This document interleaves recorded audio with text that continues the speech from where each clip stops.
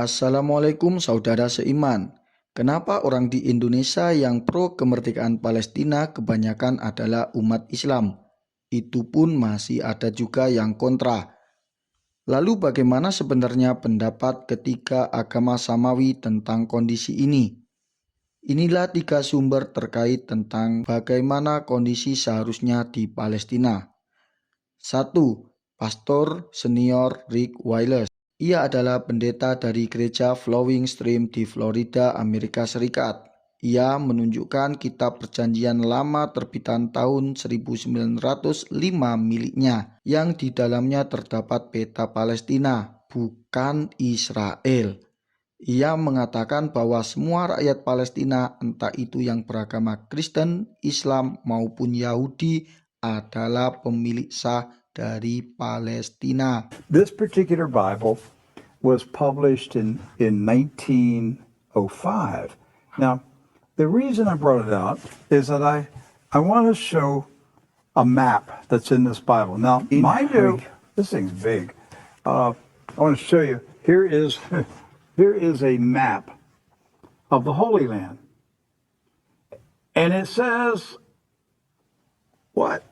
Oh, Palestine Oh, they of mi- the Holy They Land. misspelled Israel. No. Palestine. Palestine. Huh. And all these Christian Zionists that tell me, Right. Rick, Palestinians. And Palestinians were Jewish, Christian, And Muslim. and Muslim.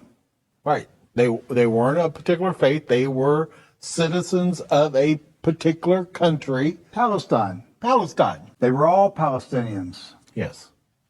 Jesus was a Palestinian. 2. Yisroel Davis Weiss. Ia adalah seorang pemuka agama atau rabi Yahudi. Ia mengatakan bahwa sebelumnya Yahudi telah hidup berdampingan dengan Islam dan Kristen, sampai Zionis mengklaim diri mereka mewakili Yahudi seluruh dunia untuk menguasai wilayah Al-Quds.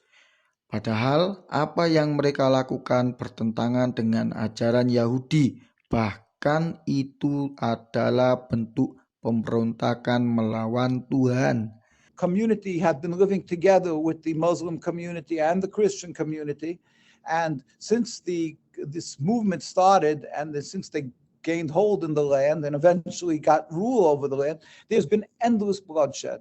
Judaism is subservience to God. That's what it's all about. It's a religion of 3,000 years, while Zionism is a mere 150 years. It's a transformation. We say this is clearly a rebellion against God, and it hurts us more than usual because it's being done in our name. And the rabbis, 3. Islam. Ketika Khalifah Umar bin Khattab menguasai Palestina, maka beliau melindungi umat, kegiatan-kegiatan, dan simbol-simbol keagamaan semua agama yang ada.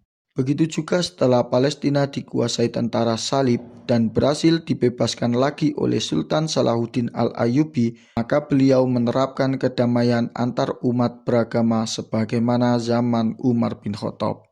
Dari setidaknya ketiga sumber tadi, semua mengatakan bahwa wilayah ini adalah milik bersama-sama dengan atas nama Palestina. Wallahu a'lam bishawab.